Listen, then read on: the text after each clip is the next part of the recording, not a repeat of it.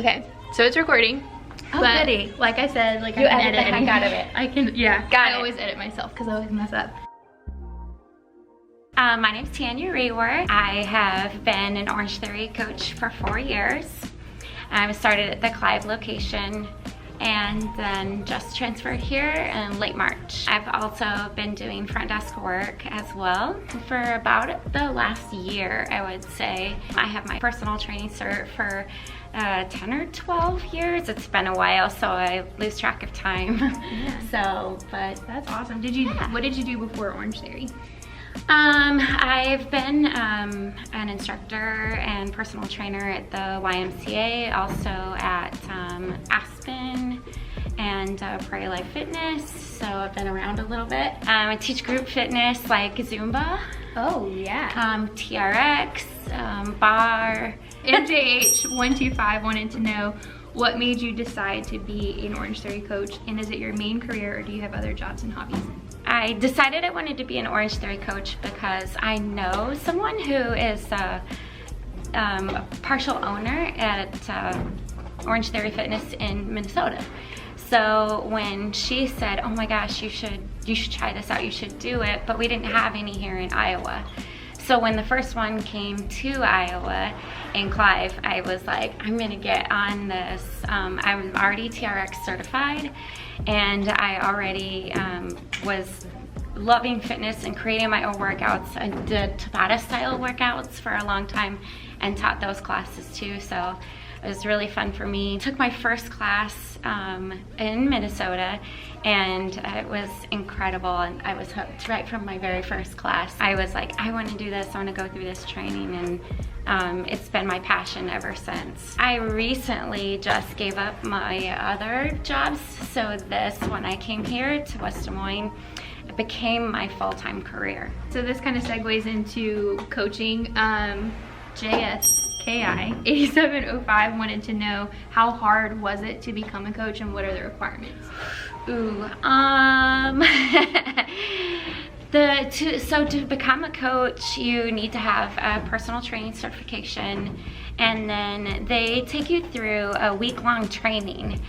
So it's very intense kind of training. It's stuff that you typically know, but it's all a foreign concept, especially if you haven't, if you're a member and you've been coming for a long time, you hear all about base push and all out, but when you're going from it and there's not one around, and it's all kind of a foreign concept, what to say, when to say, when to demo it.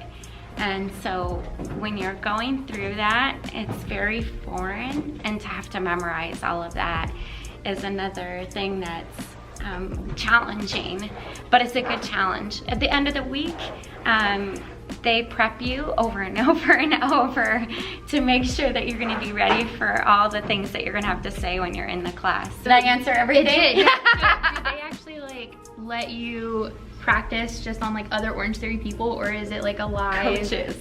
Oh, on coaches? So yeah. I feel like I'd be more nervous because yeah. if I screw up, they're gonna judge me. Well, we're all at that point potential coaches. Oh, okay. So they're potential coaches. Yes. They're not nope, seasoned coaches. Right. Okay. So we have our trainer come in and train you, but so they would split us up just like you would do your regular class. Half of the potential coaches on the treadmill, half on the rower, and then you've got one person coaching everything. What is the best way to increase your base pace? Okay. So increasing your base pace, I feel like, especially on days when you have, maybe not like yesterday, it was one long block. That might not be the best day to try to increase your base. But when you have those shorter blocks, 2 or 3 blocks that you can divvy things up in, just let's say your base pace is 5 miles an hour currently, try 501. And then try that out for a few weeks, see how it goes. You know, if you can continually get your normal push pace and come back to that 501 for your base, and then get back to that feeling of your base pace that you could have a conversation and still keep that jog going. That's going to be how you progress, and then keep doing that every couple weeks. I know that the workouts are really great right now too. We've had 2 just this month. If you haven't caught them yet, there might be some more coming. I'm not gonna spoiler, no spoilers. That have been asking just to increase that base, like 0.3 to 0.5. But even if the workouts don't account for it and you think you're ready, just try bumping it up 0.1 and see how it goes. So let me ask you a question. This is for Just me. you. Yeah. Because I actually asked Tanner this a couple of days ago. For my base, like I stay in the green during the initial, like, let's get to base. Sure. And then when I go to my push, it works how it should. I go to orange fairly quickly once I'm in that push. Yeah. But when I go from push, edit. yeah, I'm like, I should have turned the camera around and thought about turning the camera around and just filming you doing that. Is it on right now? Yeah. Oh, sorry. You can say hi if you want. This is Megan, everyone. Hi guys. Okay, I'm gonna go get some snacks. Anyone want anything? No, we're good. Thanks. When I go back from my push to my base, I don't always go back to the green, but I feel okay. Yeah. Like, so I know a lot of people have mentioned, like, you know, they focus a lot on those colors and those numbers. So is that still like okay that I'm not necessarily getting back to that green zone, but I'm still feeling like I'm in the green zone? So I would totally agree with what you're doing. Okay. Because if you can go into that push and still get back to that same feeling of where you feel okay, even though the colors aren't responding, I'd go more by beats per minute. Okay. So that's the other cool thing about our technology, because your beats per minute up on the screen or on the tablets, on the treadmills, are gonna tell you where you need to be. If you're feeling comfortable and in your base pace, and we get out of that conversation and you don't have to stop and take a breath in between, then you're probably back into your base pace. So if you're still feeling fine, look at your beats per minute. Know that, hey, when I'm 139, I feel okay. I feel like I'm in my base pace, even though it shows me orange. I still know that I've recovered. Lulu Libby says, is it bad if you constantly are getting more orange and red than any other zones? Not specifically, because of that feeling. And now if you're feeling breathy and you can only get about those 3 to 5 words out the whole time, that's when you're reaching that overtraining mark. You don't want to go there, because then you're not gonna get the afterburn the way you want. You want those intervals. Your body has to fight hard to actually replenish the energy that you just used.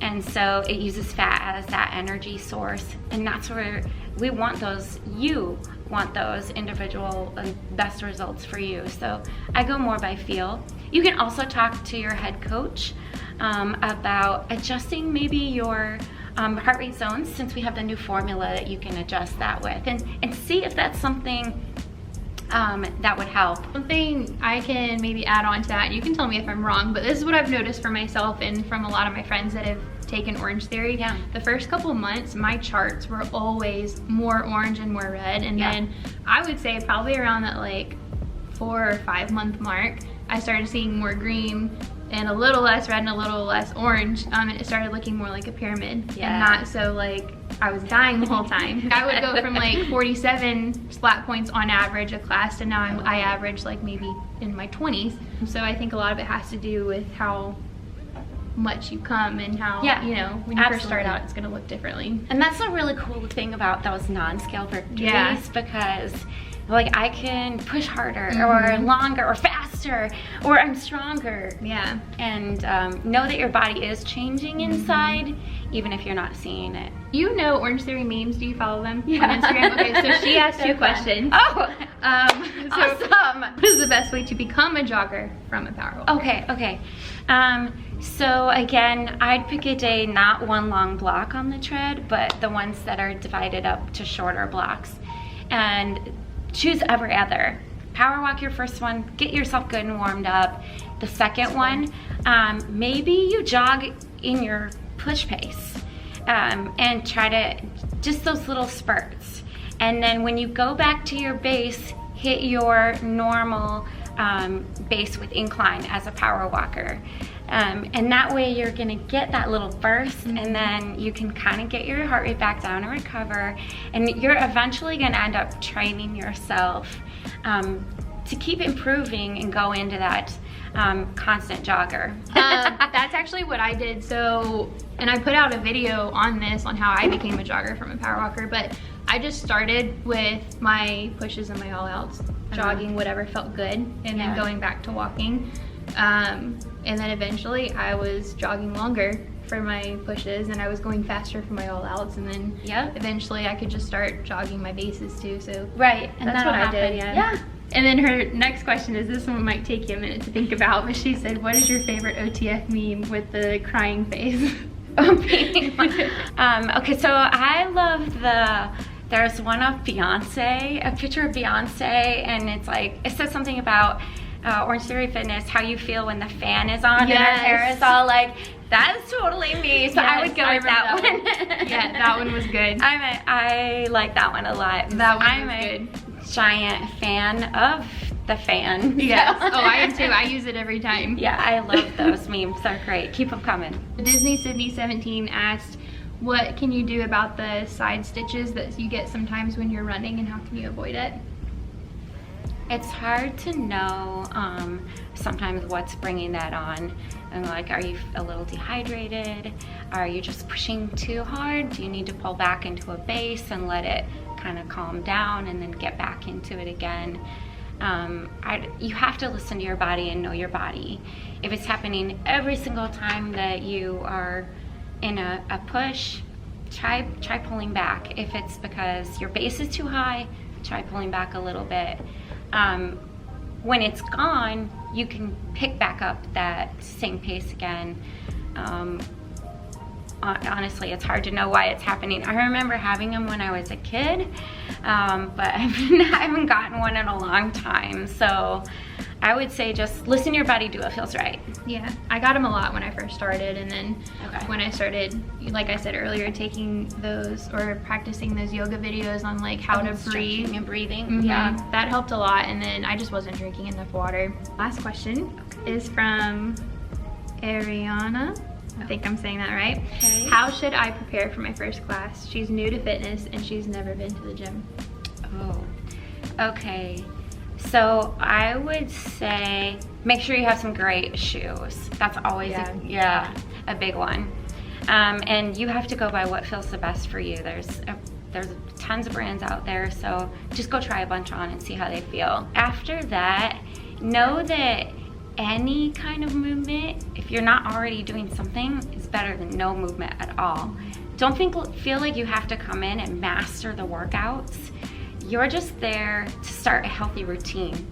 Maybe that's it, and then you go from there. Once you're feeling a little more comfortable, you can increase your intensities either on the rower or the treadmill or those heavier weights on the floor, but don't think that it's something that you need to master with your first workout. There's a lot going on, and know that you're doing a great thing for yourself just by walking through the doors and making that commitment to better yourself.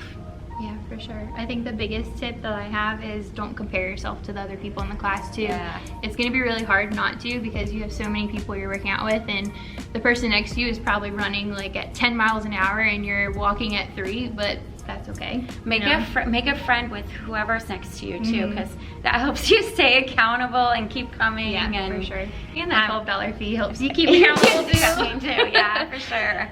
Thank you so much for sitting down and talking with us. Yeah, we had a lot of good questions. I hope that we got them all answered. Thank you guys so much for watching. I put out new videos every Thursday at 5 p.m. Make sure you subscribe before you go, and follow Tanya on Instagram, and I will put her little tag right here so you can see it. And I'll see you guys next time. Great. Bye. Bye. That wasn't so bad, was it? No, not at all.